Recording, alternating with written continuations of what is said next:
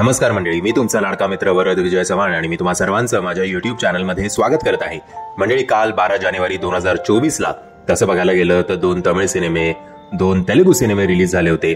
But एक Marathi cinema, फक्त आणि फक्त एकच मराठी सिनेमा. ही गोष्ट ऐकायलाच काहीतरी आपल्याला वेगळं वाटतं ना, की फक्त एक मराठी सिनेमा रिलीज झाला बुवा.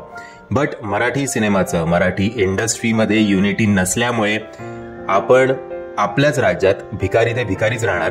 कारण फक्त सोलो रिलीज असून सुद्धा खुर्ची या सिनेमाला प्रॉपर शोज मिळालेच नाहीयेत.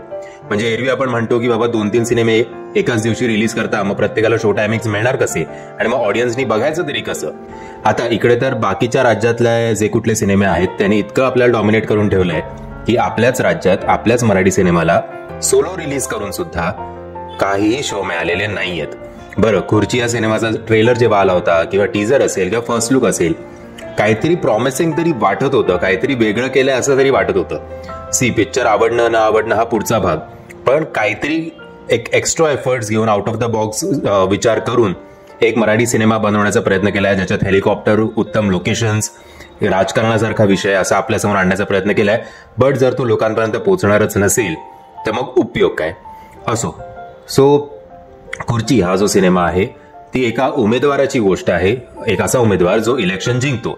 आता सत्तेची नशा काय असते, या खुर्चीची नशा काय असते, याच्या अवतीभोवती या कार्यकर्त्यांवर किंवा इतर लोकांवर त्याचा काय परिणाम होतो याच्यावर आधारित हा सिनेमा आहे. बरं, खुर्चीसाठी कुठल्या थराला एक माणूस जाऊ शकतो याच्यावर सुद्धा भाष्य करणारा हा सिनेमा आहे. संतोषजींनी या सिनेमाची स्टोरी लिहिली आहे, जी काही काही पार्ट्समध्ये तुम्हाला खूप एंगेज करेल, खूप एंटरटेन करेल.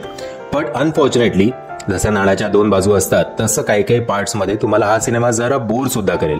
म्हणजे हे आपण ज्योतिषशास्त्रात ऐकतो ना, उद्याचा दिवस तुमच्यासाठी खूप चांगला आहे हो, पण तुम्हाला थोडं सावधगिरी बाळगायला हवी, काय ऐकताय ना, असं. म्हणजे हो, चांगलं पण बोलता आणि वाईट पण बोलता, असंच काहीतरी तुम्हाला माझं या सिनेमाचं रिव्ह्यू ऐकून वाटेल कदाचित.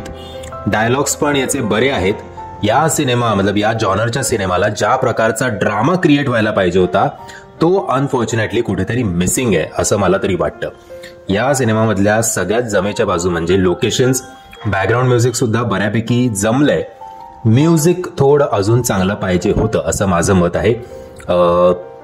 एक मिनिट, मला नाव आठवू दे. राकेश पाटील, आय थिंक, जर मी चुकीचं बोलत असेल तर माफ करा. ऍक्शन आणि स्टंट सीन्स त्यांनी केलेले आहेत जे खरंच खूप कौतुकास्पद आहेत. त्यामुळे पुन्हा एकदा जर मी नाव काहीतरी चुकीचं घेतलं असेल तर मला माफ करा, पण ऍक्शन आणि स्टंट सीन्स जे आहेत ते या सिनेमाचे चांगले जमून आलेले आहेत. ऍक्टिंगचं बघायला गेलं तर अक्षय वाघमारे सम्राटच्या रोलमध्ये चांगला करतोय. सुरेश विश्वकर्मानी सुद्धा चांगला परफॉर्मन्स दिलाय सर्जे राव म्हणून. आर्यननी राजीव राजाराम देसाई यांची भूमिका केली आहे, तो सुद्धा चांगला आहे. प्रीतम कंगणेनी चांगलं काम केलेलं आहे. राकेश बापट सुद्धा आहेत, चांगले आहेत. बाकी श्रेया, महेश गाग, कल्याणी, नंदकिशोर, मेघराज राजे भोसले आणि आराधना शर्मा यांचा स्पेशल अपीअरन्स आहे.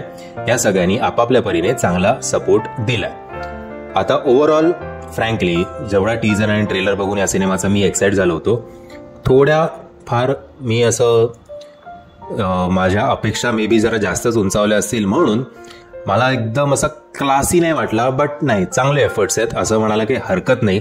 आणि अशा एफर्ट्सना आपण थिएटरमध्ये जाऊन एकदा तरी बघायला पाहिजे बुवा.